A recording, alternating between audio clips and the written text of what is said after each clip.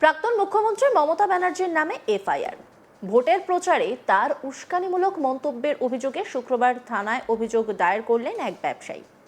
Hair street থানায় এই অভিযোগ দায়ের হয়েছে। রাজ্য রাজনীতিতে ফের চর্চার কেন্দ্রে প্রাক্তন মুখ্যমন্ত্রী মমতা ব্যানার্জি। তার একাধিক রাজনৈতিক বক্তব্যকে ঘিরে নতুন করে আইনি বিতর্ক তৈরি হয়েছে। ভোটের প্রচার পর্বে দেওয়া কিছু মন্তব্যকে কেন্দ্র করে এবার তার বিরুদ্ধে থানায় অভিযোগ দায়ের করা হয়েছে। অভিযোগকারীর দাবি, জনসভা থেকে করা এই মন্তব্য সমাজে উত্তেজনা ছড়াতে পারে এবং তা উস্কানিমূলক বলেই মনে করছেন তিনি। এই ঘটনাকে ঘিরে রাজনৈতিক মহলে শুরু হয়েছে নতুন বিতর্ক। শুক্রবার কলকাতার হেয়ার স্ট্রিট থানায় এক ব্যবসায়ী মমতা ব্যানার্জির বিরুদ্ধে লিখিত অভিযোগ দায়ের করেন। অভিযোগের কেন্দ্রে রয়েছে চলতি বছরের শুরুতে ধর্মতলার এক রাজনৈতিক সভায় দেওয়া তার একটি বক্তব্য। ওই সভা থেকে মমতা ব্যানার্জি বলেছিলেন, একটা কমিউনিটি যখন জোট বাঁধে না, তখন ঘিরে ফেললে 1 সেকেন্ডে দেবে একদম 12টা বাজিয়ে। যদি নিজেদের 13টা বাজাতে না চান, তাহলে বিজেপির অপপ্রচার সেখানে ভুল বুঝবেন না। বক্তব্যটি প্রকাশ্যে আসার পর মুহূর্তের মধ্যে সোশ্যাল মিডিয়া ব্যাপকভাবে ছড়িয়ে পড়ে এবং তা নিয়ে রাজনৈতিক বিতর্কের ঝড় ওঠে। অভিযোগকারীর মতে, একজন বর্ষীয়ান রাজনৈতিক নেত্রীর মুখ থেকে এই ধরনের মন্তব্য সমাজে বিভাজন এবং উত্তেজনার পরিবেশ তৈরি করতে পারে। সেই কারণেই তিনি পুলিশের দ্বারস্থ হয়েছেন। যদিও এই অভিযোগের ভিত্তিতে তদন্তের অগ্রগতি বা পুলিশের পরবর্তী পদক্ষেপ সম্পর্কে এখনো আনুষ্ঠানিকভাবে কিছু জানানো হয়নি।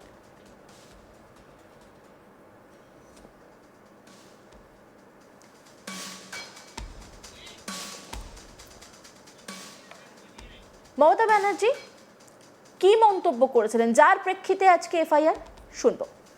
আমরা আছি বলে না আপনারা সবাই ভালো আছেন, আর যদি আমরা না থাকি কোনোদিন সেরকম মাসে 1 সেকেন্ড লাগবে। একটা কমিউনিটি যখন জোট বাঁধে না, ঘিরে ফেললে 1 সেকেন্ডে দেবে একদম 12টা বাজিয়ে। যদি নিজেদের 13টা বাজাতে না চান, বিজেপির অপপ্রচারে কেউ ভুল বুঝবেন না। এই নিয়ে একটি রিপোর্ট তুলে ধরেছেন আমার কলিগ, দেখব। দাঁড়িয়ে বিজেপি প্রথম দিন থেকে, যখন থেকে ভোটের প্রচারে নামে, সেই সময় থেকে তাদের একটি এজেন্ডা এবং আইডিওলজি রয়েছে। সেই আইডিওলজিটা কি, যে হিন্দুত্ব।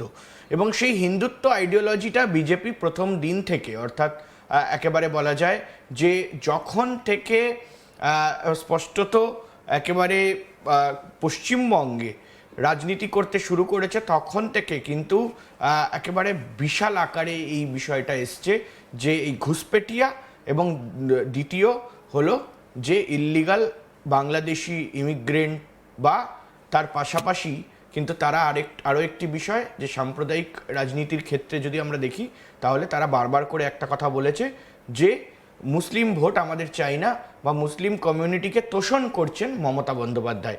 এই বিষয়টা তারা স্পষ্ট বলেছেন, বারবার করে দাবি করেছেন। এবং ঠিক এই দাবির মধ্যেই এবারের যে নির্বাচনের হাওয়া ছিল, সেই নির্বাচনের হাওয়া কোথাও গিয়ে বদলের হাওয়া ছিল। সে কারণেই কিন্তু পুরো রাজ্যে রদবদল হয়ে গিয়েছে। এবং সেই বদলের হাওয়ার মধ্যে একেবারে মমতা বন্দ্যোপাধ্যায়, তৎকালীন মুখ্যমন্ত্রী, অর্থাৎ সেই সময় মডেল কোড অফ কন্ডাক্ট চলছে, সেই সময় ভোটের প্রচার চলছে, এবং সেই ভোটের প্রচারের সময় দাঁড়িয়ে কোথাও গিয়ে মমতা বন্দ্যোপাধ্যায়ের এই মন্তব্য, এবং ভোটের প্রচার শুধু নয়, ঠিক ভোটের আগে আগে, আমি যদি খুব ভুল না করি, ঠিক ভোটের আগে আগে এই মন্তব্য তিনি হঠাৎ করে করলেন। এবং সেই সময় এই ধরনের মন্তব্য কিন্তু একেবারে অনেক জায়গা থেকে, অনেক রাজনৈতিক দলের তরফ থেকে, এবং শুধু তাই নয়, অনেক ধর্ম অবলম্বী যে বিভিন্ন সংগঠন রয়েছে তাদের তরফ থেকেও নিন্দা করা হয়েছিল। অর্থাৎ সেই সময় কিন্তু কোনো এফআইআর বা কোনো রকম কমপ্লেন বা কোনো রকম এই ধরনের বিষয় দেখা যায়নি, কারণ তখন কিন্তু পুরো প্রশাসনটাই ছিল তৃণমূল কংগ্রেসের হাতে বা মমতা বন্দ্যোপাধ্যায়ের হাতে। কিন্তু ঠিক যখন একেবারে পালা বদল হলো, এই বিষয়টা নিয়ে কিন্তু এই মুহূর্তে একেবারে চর্চা তুঙ্গে।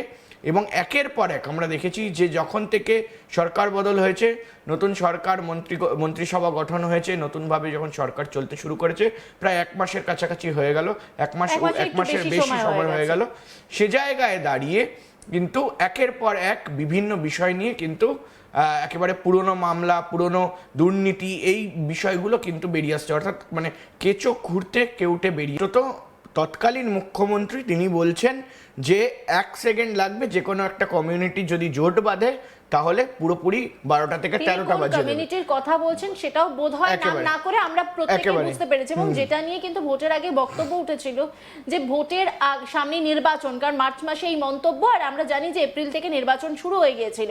সেই নির্বাচনের আগে এরকম একটি মন্তব্য সেই সময় কিন্তু পরিস্থিতি অনেকটা উত্তপ্ত করে দিতে পারে, সেই বিষয়টাও কিন্তু অনির্বাণ আমরা দেখেছি। একেবারে। এখানে দাঁড়িয়ে আরো একটা বিষয় দেখো, যদি আমরা মুখ্যমন্ত্রী, তৎকালীন মুখ্যমন্ত্রী মমতা বন্দ্যোপাধ্যায়ের কথা বলি, দুটো জিনিস আমরা দেখব।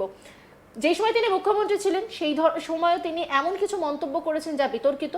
মুখ্যমন্ত্রী থেকে যখন সরে গেলেন, এই মুহূর্তে তিনি বিরোধী দলের রয়েছেন, সেইখানে দাঁড়িয়ে যখন তিনি মন্তব্য করছেন সেটাও বিতর্কিত।